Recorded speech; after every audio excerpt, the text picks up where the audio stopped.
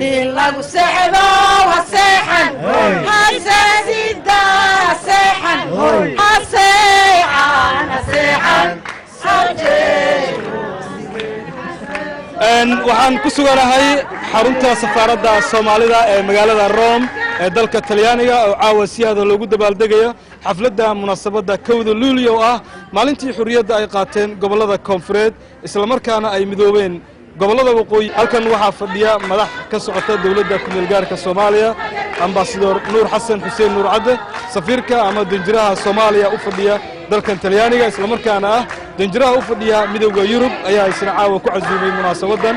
waxaan jeclahay markana inaan idiin soo gudbiyo khudbadaha aniraade ambassador Nuur Xasan Xuseen Nuur Cadde iyo waliba madaxda ka soo qayb gashay munaasabada.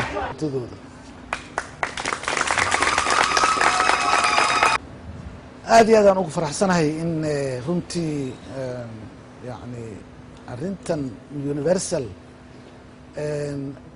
ay sameeyaan fursadda noocaasa oo ummadda Soomaaliyeed yani loo caawa si toosa yani loo daawanayo barnaamijka xuska 1 Luulyo oo ah maalintii يعني xurnimada la qaatay oo Soomaaliya ay gobonimada qaadatay 51 sano oo ka soo wareegtay marka waa 51 guuradii xurnimada iyo midnimada Soomaaliyeed aad iyo aad ayaan runtii ugu faraxsanahay.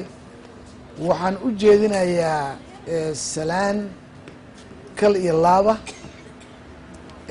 waxaan ka codsanayaa in waddanka Soomaaliyeed caawa waxaan u dabaaldegaynaa 51 sano oo xurnimada iskama imaan. dadweynaha faraha badan ee ka soo qayb galay ee aan caawa ka aqrisan kara wajiyadooda baahida dal iyo dawladnimo ay u qabaan oo meesha isugu yimid. waxaan hambalyo iyo salaan munaasabadda 1 Luulyo hawada u marinayaa cid alla ciddii Soomaaliyeed oo caawa nasiib u heshay inay ka daawanayso TV-yada amaba kuwa aan TV-yada haysanin meel walba joogaan laga bilaabo Raaskambooni ilaa Saylac ummadda ku nool ee Soomaaliyeed. safiirka Soomaaliya u fadhiya midowga Yurub ahna safiirka dalka Talyaaniga ra'iisul wasaarahayga مدن نور حسن حسين قدوميها قبل كبنادر أهنا الدغة مقالة مقدشو مدن محمد أحمد نور ترسن مروة مروة شمسة قدوميها غرور كقرن كاوانك صوماليات مروة عاشة عمر جيزدير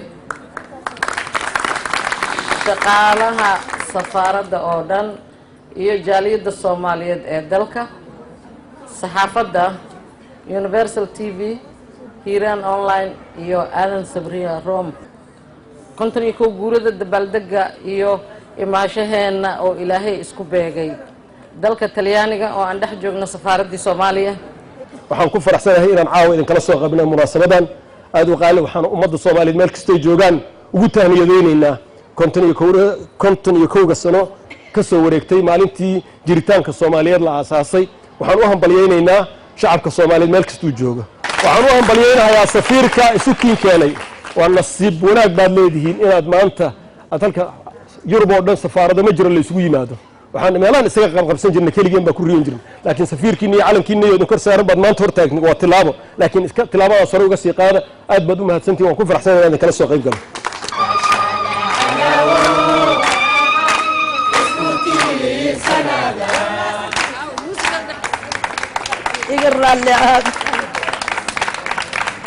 aad baan u jeclaa waddankay intaa idinku sheegteen in ka badan oon anigu sheegi lahaa ma jirto.